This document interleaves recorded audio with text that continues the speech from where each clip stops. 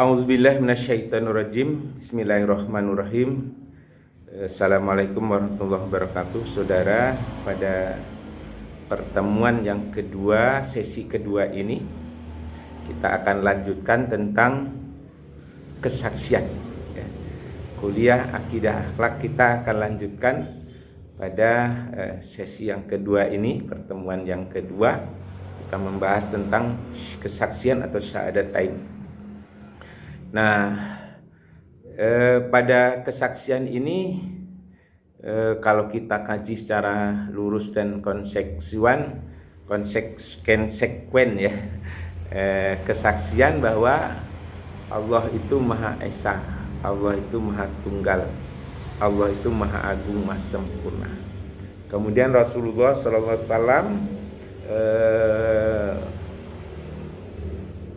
pembawa berita gembira. Kemudian kesaksian bahwa Rasulullah SAW mengandung konsekuensi keharusan adanya sikap membenarkan terhadap segala perintah dan larangan Allah. Ya, segala penetapan ya dari Allah kemudian dilaksanakan oleh Rasulullah SAW wajib diyakini, karena sepanjang ucapan itu tidak bertentangan dengan Al-Quran dan hadis. Tapi ingat, Rasulullah itu tidak pernah berdusta ya. Jadi kalau ada orang yang mengatakan Rasulullah itu pembohong, dia yang pembohong sebenarnya ya. Nah, jadi saudara sekalian, semua ucapan Nabi Muhammad SAW itu adalah murni petunjuk dari Allah Subhanahu wa Ta'ala. Ya, Allah berfirman, wa ma yantiku anil hawa in huwa illa wahyu yuha.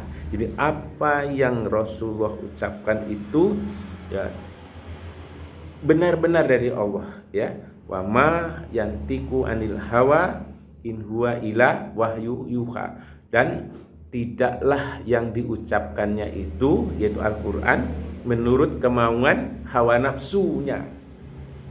Ucapannya itu tiada lain hanyalah wahyu yang diwahyukan kepadanya. Kepadanya siapa? Kepada Rasulullah SAW ya. Mayyuti'ir rasula faqad ata'allah wa man tawalla fama arsalnaka alaihim hanifah. Barang siapa yang mentaati Rasulullah SAW, sesungguhnya ia telah mentaati Allah.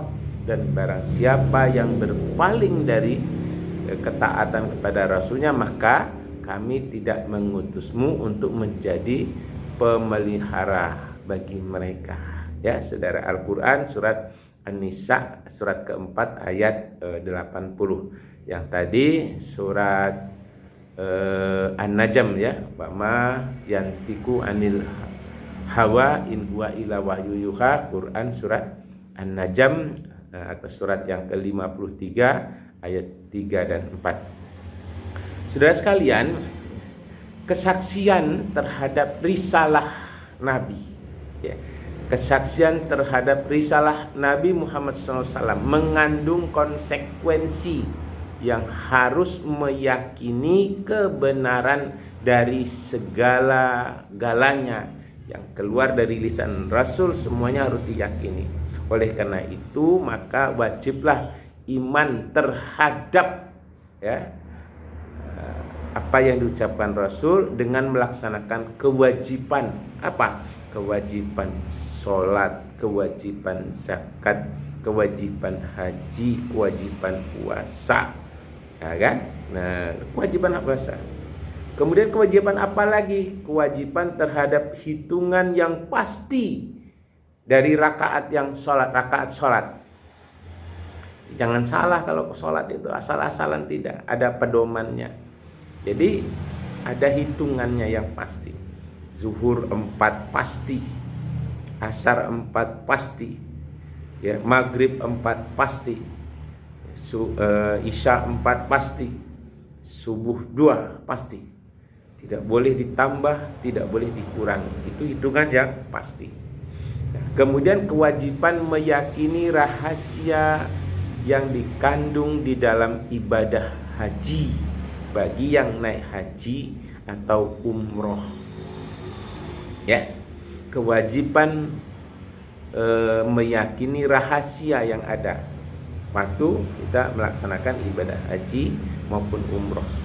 Kewajiban meyakini bahwa ibadah haji ke Baitullah atau Baitul Haram bagi yang memenuhi syarat adalah wajib. Ya, bagi yang memenuhi syarat adalah wajib. Kewajiban melakukan rukun Islam dan rukun iman. Ingat, rukun Islam dan rukun iman. Rukun Islam ada 5, rukun iman ada 6. Ya, jangan hanya tahu aja tapi nggak tahu, nggak ngerti. Ya. Jadi itu wajib. Ya, kewajiban melaksanakan ibadah yang paling utama daripada ibadah haji. Apa itu? Sholat, infak, wazim. Dia ada yang 5 tadi, ada yang 6 tadi. Ya. Yang 6 itu yang perlu diyakini, yang 5 ini wajib. Sholat, mengucapkan 2 kalimat syahadat, rukun Islam ya, kemudian dia sholat, ya, kemudian dia puasa, kemudian dia zakat, kemudian dia haji. Wajib ini. Tak ada tawar menawar. Ya, tak ada tawar menawar. Dia wajib dilaksanakan. Ya, karena itu adalah perintah Allah. Kalau sudah perintah Allah, sami'na wa ata'na, aku dengar, aku laksanakan. Bukan sami'na wa asoina, aku dengar tapi aku tak mau melaksanakan. Ya, itu adalah orang-orang kafir. Orang-orang kafir. Nah, rukun iman tadi ya yang disebutkan, maka baginya wajib juga dipercayai.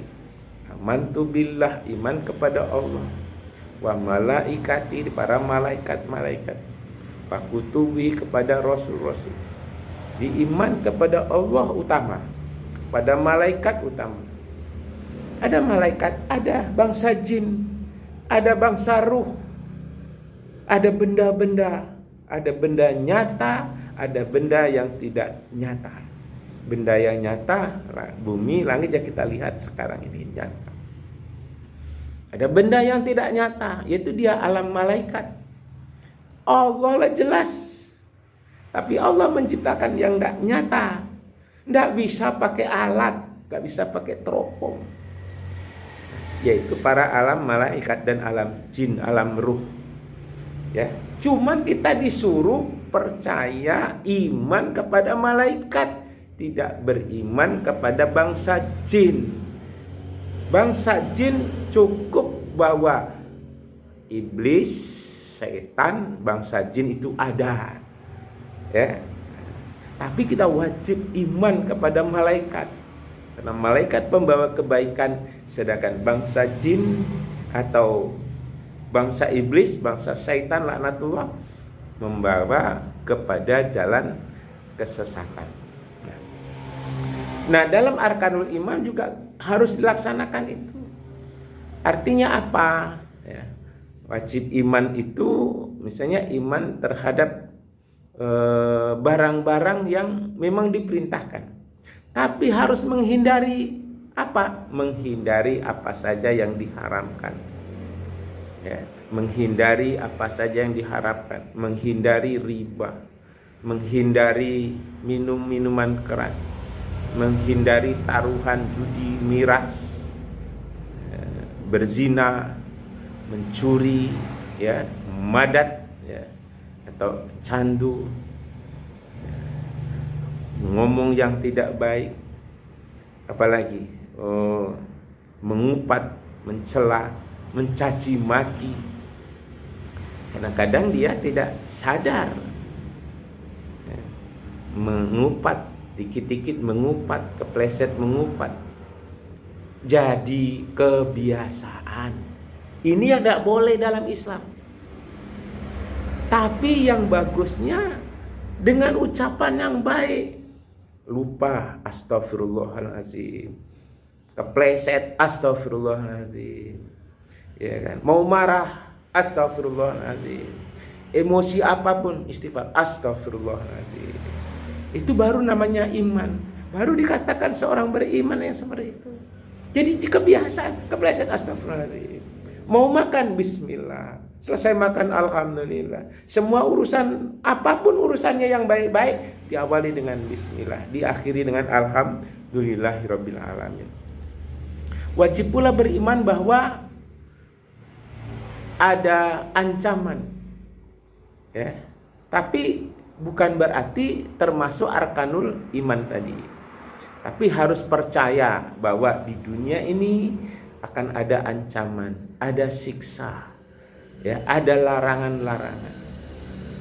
Jadi saudara suatu saat akan ada diancam.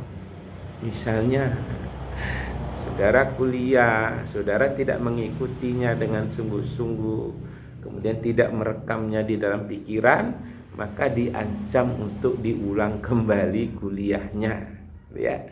Nah, begitu juga sekolah juga demikian. Ancamannya tidak naik kelas, tidak lulus. Kalau kuliah diulang, kuliahnya diulang. Ya, enggak juga ya. Bisa saja drop out, gitu ya. Jadi seperti itu memang. Demikian itu.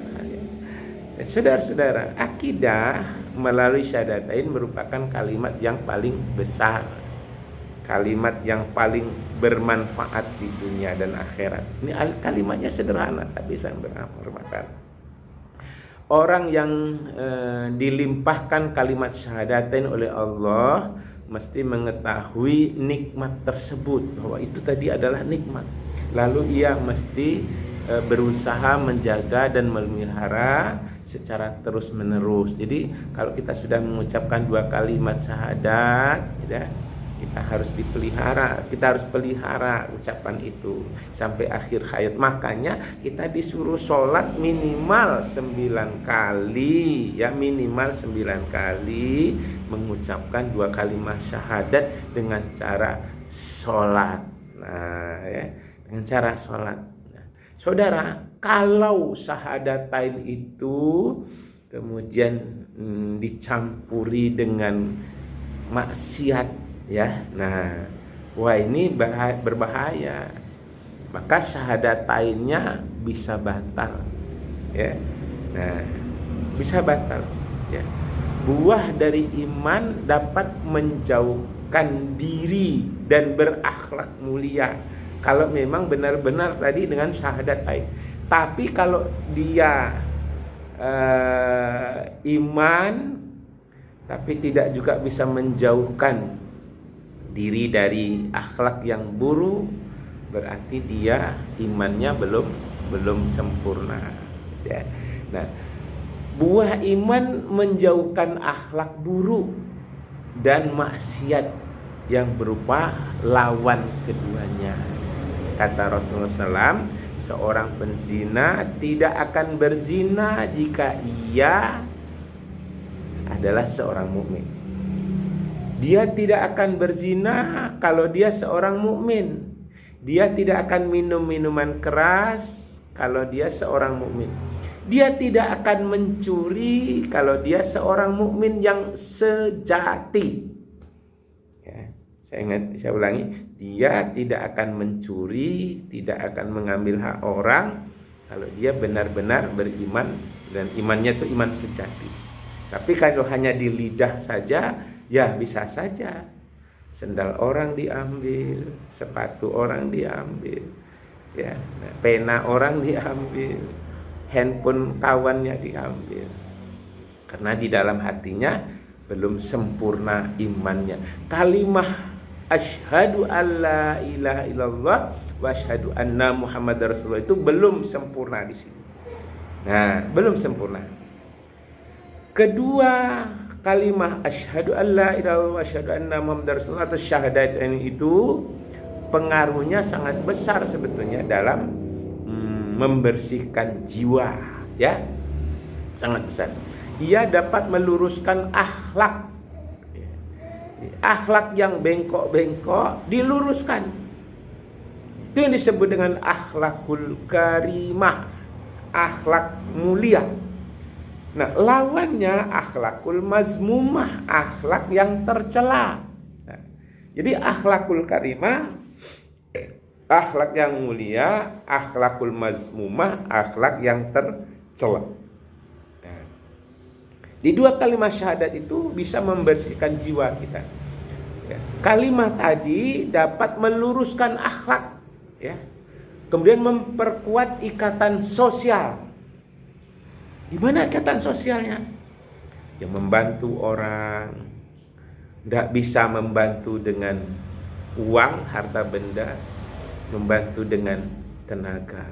Tidak juga mampu dengan tenaga. Minimal mendoakannya. Minimal doa yang baik-baik. Bukan doa yang tidak baik. Doanya yang baik-baik untuk orang. Kalau mendoakan yang tak baik, bagaimana kalau orang lain pula mendoakan kita yang tidak baik? Nah, oleh karena itu, biasakan diri berdoa yang baik-baik untuk keluarga, untuk diri sendiri, untuk keluarga, ya. Kedua ibu bapak, kakek, nenek, tetangga, kerabat, orang-orang yang pernah berjasa, orang-orang yang pernah membantu, orang-orang yang pernah menolong. Itu didoakan kepada kebaikan. Kalau bisa ditolong dengan tenaga, kalau lebih dari itu dengan harta. Dengan harta. Ya. Jadi seperti itu dalam jiwa sosial. Jadi ikatan sosial itu berjalan. Dalam kesaksian asyhadu an la ilaha illallah wa asyhadu anna muhammadar rasulullah itu menjadi saudara. Innamal mu'minuna ukhwah. Ya, sesungguhnya orang mukmin itu bersaudara. Jadi diikat dengan persaudaraan dengan dua kalimat syahadat. Dalam kesaksian bahwa tidak ada Tuhan selain Allah, ada pemerdekaan atau kemerdekaan akal, ya, dari keraguan-raguan, dapat menyucikan jiwa, ya, yaitu merupakan penyucian jiwa dari berbagai penyakit-penyakit syirik. Ya, dari penyakit syirik. Percaya pada jimat-jimat, percaya pada dukun-dukun, ya. Nah, pakai jimat, dah ada apa-apanya itu. Pakai jimat gak ada apa-apanya. Pakai cincin keramat, gak ada cincin keramat. Ya, bohong itu, pendusta. Dah ada manfaatnya. Pakai ini, dah ada. Lillahi ta'ala. Allah Maha Pencipta, Allah yang mengajarkan kebaikan, Allah yang membimbing kita, Allah yang mengawasi kita, Allah yang memberi rezeki pada kita, Allah yang memberikan ilmu kepada kita. Saudara belajar lewat dosen, lewat guru, itu pada intinya adalah Allah alladzi 'allama bil qalam 'allamal insana ma lam ya'lam. Allah yang mengajarkan manusia menulis dengan pena, mengajarkan manusia dari tidak tahu menjadi tahu. Dosenmu, gurumu, orang-orang yang berjasa denganmu itu perantaraan saja, ya. Jadi saudara harus percaya bahwa semua itu adalah Allah Subhanahu wa taala, ya. Ya, Allah yang memagari diri kita supaya tidak jauh dari kehinaan. Kalau seorang melakukan kejahatan, dia akan terhina dengan sendirinya. Ya, dia akan terhina, dia rendah di sisi Allah, rendah di mata manusia. Kalau dia syirik, ya sama. Misalnya punya patung di rumah, patung ini membawa berkah, nggak ada yang patung bawa berkah itu, ya kan? Dia percaya kepada hewan sesembahan, kemudian minta kepada patung-patung, minta kepada pohon-pohon kayu, itu yang disebut dengan syirik. Orangnya disebut musyrik, perbuatannya disebut syirik. Nah, saudara sekalian, syahadatain menyatukan hati dan sesembahan yang satu, yaitu Allah Subhanahu wa taala. Mengarahkan wajah kepada kiblat yang satu, yaitu Ka'batullah. Karena itu kalimat syahadatain atau dua kalimat syahadat memiliki pengaruh yang sangat mulia dalam masyarakat, dalam hati, dalam jiwa yang ada di sekeliling kita.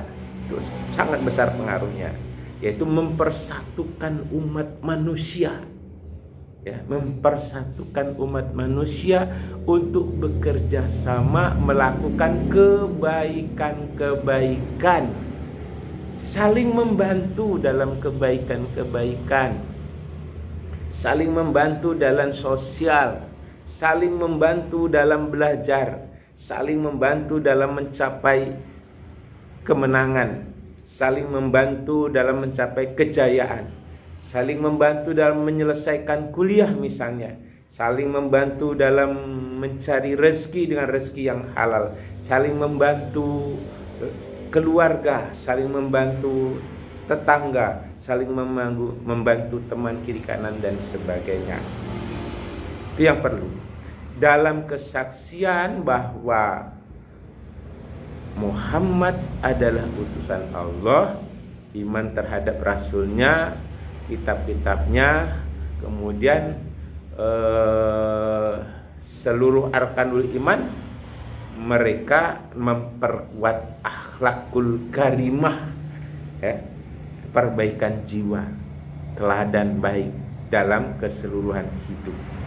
Kalimah asyhadu an la ilaha illallah wa asyhadu anna muhammadar rasulullah, ya, adalah kalimat syahadatain yang merupakan harta karun dan kekayaan orang-orang Islam. Dua kalimat syahadat itu harta karun yang tidak ternilai.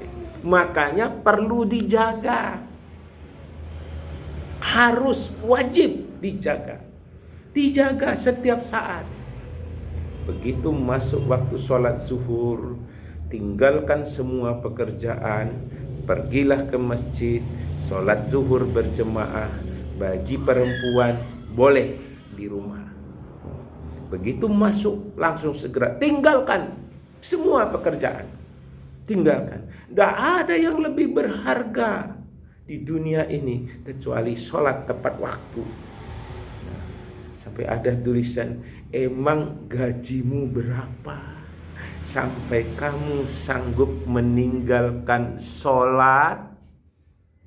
Ditantang, gajimu tuh berapa sampai bisa meninggalkan sholat? Kalau itu penting, kamu dibayar berapa sampai mau meninggalkan sholat? Ini yang harus penting. Ketahuilah bahwa itu hanya fata morgana. Maka jagalah syahadat itu dengan sholat. Minimal 5 waktu sehari semalam. Minimal. Tambahkan dengan sholat-sholat sunat. Sholat sunat yang ada, yaitu yang mengiringi sholat fardu, namanya sholat sunat rawatib yang muakkad. Itu ada 12 rakaat. Mengingatnya mudah. Sebelum sholat zuhur 2 rakaat, sesudah sholat zuhur 2 rakaat. Hanya sholat zuhur yang sebelum dan sesudah. Selebihnya asar sebelum asar, subuh sebelum subuh, maghrib sesudah maghrib, isya sesudah isya. Jadi seperti itu. Itu menjaga. Jadi khusyuk, enak, tawadhu. Kemudian apa lagi? Dijaga dengan sholat. Tambahkan dengan sholat-sholat sunat lainnya selain yang rawatib tadi. Misalnya bangun lebih awal. Awalnya sulit. Awalnya sekalipun dia bertitel doktor, ya, sudah bergelar profesor, kalau dia biasa bangunnya jam 4, gitu ya, kemudian sholat tahajud, awalnya sulit, lama-lama jadi kebiasaan. Terus dia selesai tahajud ditutup dengan witir, kemudian dia berangkat ke masjid sholat subuh berjamaah. Tapi sebaliknya, Kalau udah biasa bangun jam 7, ya kan, mau sholat subuh, udah jam 7, akhirnya sholatnya tinggal. Berarti tidak menjaga syahadatain kita. Saudara sekalian, ketahuilah bahwa syahadatain memiliki dua bagian. Pertama namanya negasi atau penafsiran, yakni kata la ilaha illallah, tiada Tuhan yang disembah. Susunan kalimat ini memiliki makna bahwa orang muslim mesti melakukan penegasan akidah dalam hati dengan kalimat mulia ini, kalimat yang menafikan syirik, ya, yang menolak syirik besar maupun syirik kecil, ya, yang berpengaruh dalam iman kita, kemudian memperkuat dengan ikrar kita melalui hati dan lisan. Kemudian yang kedua, penegasan atau itsbat, ya, itsbat, ya, yaitu selain Allah nggak ada lagi Tuhan. La ilaha illallah, tiada ilah Allah. Tampak penafsiran diikuti dengan penegasan. Kalimat Rasulullah SAW adalah kalimat pembenaran adanya Rasul. La ilaha illallah pembenaran terhadap adanya Allah Subhanahu wa ta'ala. Nah, itu harus selalu dijaga. Kata Rasulullah, perbaruilah iman kalian dengan la ilaha illallah. Makanya selalu perbanyaklah istighfar, kemudian ucapan la ilaha illallah Muhammadar Rasulullah, ya, Muhammadur Rasulullah. Jadi seperti itu. Jadi perlu diulang-ulang. Kalau tidak diulang-ulang nggak bisa, ya. Kalau tidak diulang-ulang nggak mampu, mustahil, bohong itu. Nah, bagaimana kebencian non muslim terhadap kalimat syahadatain? Orang-orang non muslim itu kalau mendengar dua kalimat syahadat ini marah dia. Ya, nah kita disuruh mengucapkan selamat Natal, selamat tahun baru. Ya, tapi begitu dia suruh mengucapkan asyhadu an la ilaha illallah wa asyhadu anna muhammadar rasulullah, mereka tidak mau. Ya. Selamat Natal kita mengakui, oh ini lahirnya Yesus Kristus. Ya. Nah, selamat tahun baru dia mengakui, oh ini tahun baru mereka. Oh, bagaimana kalau pemerintahan? Pemerintah kan itu sifatnya umum. Ya, sifatnya umum. Wah, kalau begitu kita yang umum-umum sajalah. Emang lu presiden, lu menteri, ya kan? Gubernur, kepala daerah, enggak.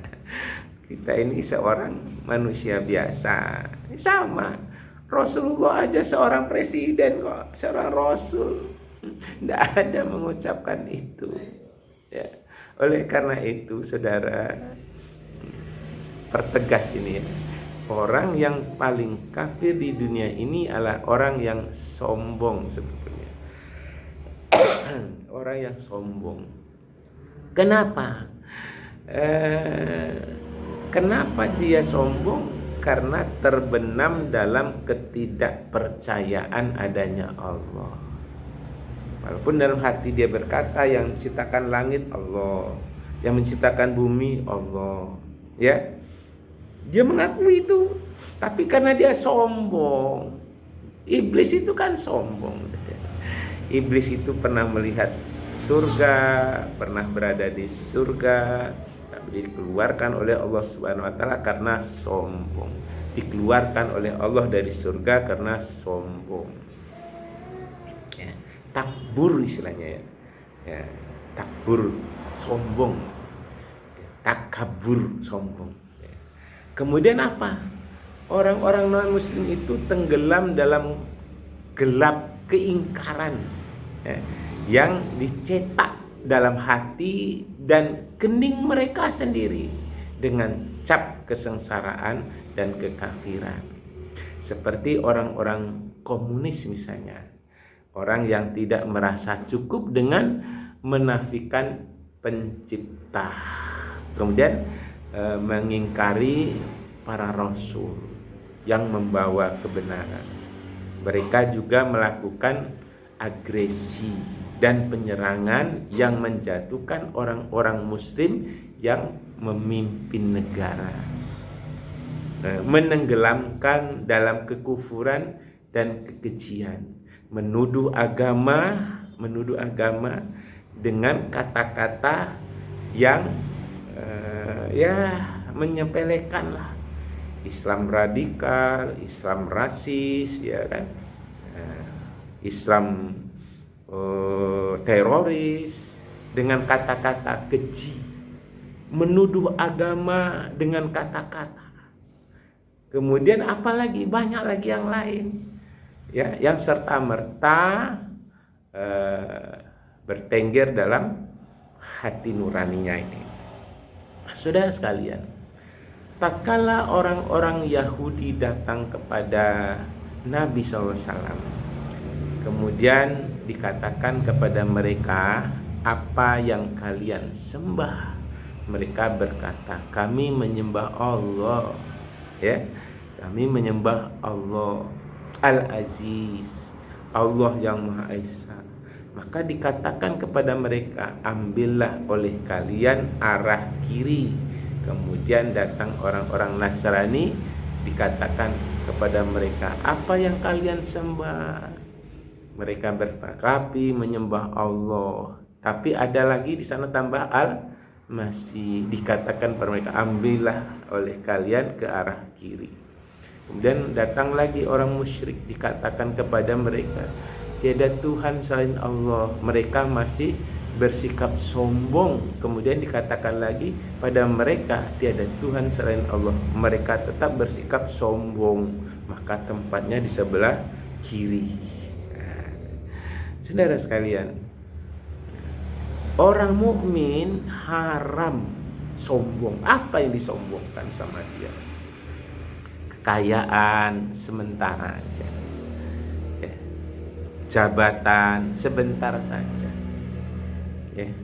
Yang kekal abadi itu adalah amal ibadah, kemudian ilmu yang bermanfaat, ilmu yang bermanfaat untuk dirinya sendiri dan orang lain, kemudian diamalkan ilmunya. Itu apa sombong? Semuanya sirna. Apa yang kita punya sirna? Itu dunia. Dunia ini kalau tidak dia meninggalkan kita, kita meninggalkan dia. Saya ulangi, dunia ini kalau tidak dia meninggalkan kita, kita meninggalkan dia. Ya, cepat atau lambat itulah dia. Oleh karena itu, jangan mengikuti langkah-langkah mereka, tapi ikutilah petunjuk Allah. Anda punya motor, mereknya Yamaha, pedomannya harus pedoman dari Yamaha. Anda punya motor Honda, pedomannya harus motor Honda. Anda punya mobil, pedomannya harus mobil yang mengeluarkannya. Kalau mobilnya Toyota, dari Toyota. Kalau mobilnya Xenia, dari Daihatsu, begitu seterusnya. Nah, Islam rahmatan lil alamin, pedomannya adalah Al-Quran. Kalau saudara menggunakan pedoman selain Al-Quran, nggak nyambung. Kenapa? Nah, mereka orang-orang yang musyrik, orang-orang munafik, orang-orang fasik, orang-orang zalim salah menggunakan pedoman. Ya, salah menggunakan pedoman. Oleh karena itu, pedomannya harus dari Al-Quran. Orang Islam harus berjuang untuk meluruskan iman, harus berjuang untuk memperbarui syahadatain kita. Oleh karena itu supaya kita lebih baik. Nah, kalimah la ilaha illallah adalah suatu tata cara yang diberikan nikmat dari Allah kepada kita. Adalah suatu tata cara dan pedoman hidup, bukan hanya susunan kata-katanya. Maka kalimat itu arti dan maknanya sangat luas. Jika kita mengucap la ilaha illallah, ya, artinya luas itu. Mengucapkan la ilaha illallah berarti tidak mengakui adanya Tuhan selain Allah. Nah, itu konsekuensinya. Itu yang pertama. Kalau saudara mengucapkan la ilaha illallah, konsekuensinya tidak mengakui Tuhan selain Allah. Yang kedua, antara la dan ilaha, ya, kata pengukuhan terletak pada dasar akidah. Jadi la ilaha illallah itu la, tidak ilah kecuali Allah. Itu mengukuhkan akidah kita. Jadi setelah dikukuhkan dengan kalimat la ilaha illallah, mantapkan hati. Nah, yang ketiga, la ilaha illallah, kata la di sana adalah kata sanggahan terhadap ketuhanan apapun, baik yang dicintai, yang disayangi, harta benda, kedudukan, pangkat, kekuasaan, kemewahan, maupun apa saja. Cantik, wanita cantik boleh, ya kan, ganteng, gagah, perkasa, keluarga, dan apapun semua itu akan sirna. Cepat atau lambat akan sirna. Nah, tadi sudah saya sampaikan, dunia kalau dia meninggalkan kita atau kita yang meninggalkan dia, itulah dia dunia. Maka la ilaha illallah tadi, ya, perisai, ya, perisai. Supaya apa? Mengukuhkan bahwa semua harta benda, kedudukan, pangkat, kekuasaan, kemewahan, ya, kemudian orang-orang yang kita cintai, wanita-wanita cantik, laki-laki yang ganteng katanya, ya. Nah, itu hanya sementara. Kalaupun itu dianugerahkan, itu hanya karunia. Anak-anak yang baik, anak-anak yang cantik-cantik, menyenangkan hati, itu karunia Allah untuk disyukuri supaya menjadi lebih baik. Jadi seperti itu. Nah, saudara sekalian, sesungguhnya kalimat syahadatain meliputi beberapa hakikat dan makna luhur, ya. Kalimat syahadatain meliputi beberapa kalimat dan makna yang luhur. Apa itu? Pertama, petunjuk kepada keyakinan bahwa tidak ada ilah yang disembah kecuali Allah. Yang kedua, Allah adalah penguasa alam raya.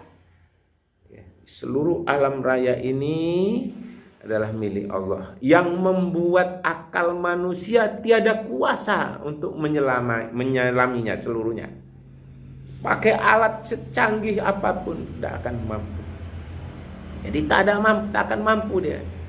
Tidak mampu diselami dengan akal. Yang diberinya itu hanya sekedarnya saja. Nah, yang ketiga, berbagai peristiwa alam yang sering terjadi dan bermacam-macam penemuan ilmiah menunjukkan bahwa tidak boleh tidak, alam ini harus ada yang menciptakan dan ada penciptanya.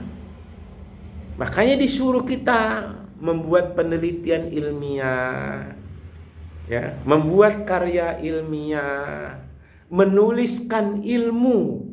Di ilmu yang kita miliki itu dituliskan ilmunya. Selain ditulis, dicetak, diperbanyak, disebarluaskan. Ada yang gratis, ada yang berbayar.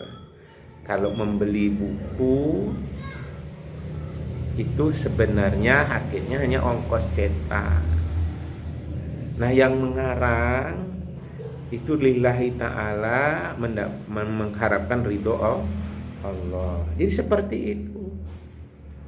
Kemudian saudara sekalian, yang keempat, Allah Subhanahu wa Ta'ala itu maha hidup, maha mengetahui atas segala sesuatu, maha bijaksana, maha penyayang, maha sempurna, terhindar dari sifat-sifat yang berlawanan dengan eksistensi zat yang harus dituhankan, zat yang harus disembah, terhindar dari itu semua. Kemudian yang kelima, dialah Allah, tiada Tuhan selain Allah. Dialah yang maha kaya raya, Tuhan yang tidak berhajat kepada makhluknya, tapi makhluk yang berhajat kepada ilahnya. Allah yang tidak kena bahaya oleh karenanya. Sekalipun semua makhluknya ini durhaka kepada Allah, Allah tetap mulia. Semua makhluknya itu menolak kebenarannya, Allah tetap mulia. Allah tetap maha agung. Allah tetap maha sempurna. Allah tetap maha kaya raya. Semua bergantung kepada Allah. Semua makhluk, karena kita diciptakan oleh Allah dan akan kembali kepada Allah. Tempatnya nih ya. Pertama di dunia. Kalau kita ini mana? Pertama alam ruh, sudah di alam rahim. Sudah di alam rahim, alam nyata, inilah dia dunia. Sudah itu alam barzah. Sudah alam azab, namanya alam akhirat. Di sana ada dua tempat, surga atau neraka. Ya. Nah, kemudian yang keenam, Allah Subhanahu wa Ta'ala tempat semua makhluk bergantung, semua makhluk merindukannya, semua makhluk mengagungkannya, semua makhluk patuh, semua makhluk berhak merindukannya. Ya, kenapa? Karena takut kepada Allah, takut kalau menyalahi perbuatannya atas aturan Allah, takut melaksanakan larangan Allah, takut kalau tidak mampu melaksanakan perintah Allah. Dan semua makhluk penuh harap kepada Allah dan hanya bertawakal kepada Allah Subhanahu wa Ta'ala.